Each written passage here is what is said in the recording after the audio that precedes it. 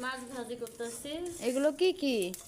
পেঁয়াজ, মরিচ, তারপরে আদা রসুন সম্পূর্ণ সুন্দর করে মশমশে করে ভাজে নিয়ে ওর মধ্যে মাছ ছেড়ে দিব। মাছ ছেড়ে দিয়ে এটা মাছের আলাদা ভাজি, এটা আলাদা মাছের ভাজি। ও মানে এটা শুকনা করে ভাজি করবা?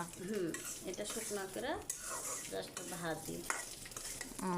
এটা এখন তুলে নিলাম, হয়ে গেছে। হ্যাঁ, এটা তুলে নিলাম জাস্ট। পেঁয়াজ ভাজি শুকনা। এবার দেব তেল,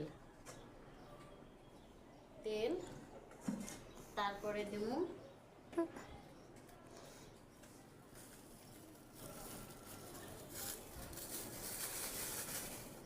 জিরা, জিরা, তারপরে দেব পেঁয়াজ কাটলাম।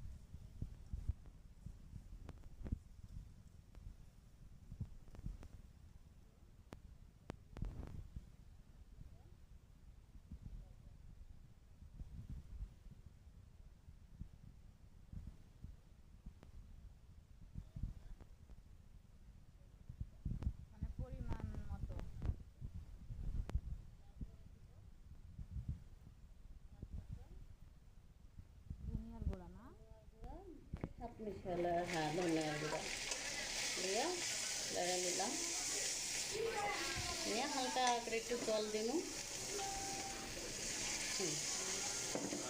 হালকা করে জল দিয়া এটা একটু লড়ে লড়ে তেলটা ছড়ে গেলে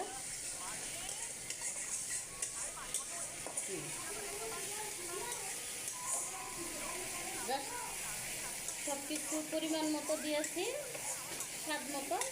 তারপরে দিব ব্যাস লাউ। আমি লাউ রান্না করতেছি তাই অল্প করে মশলা খাইলাম।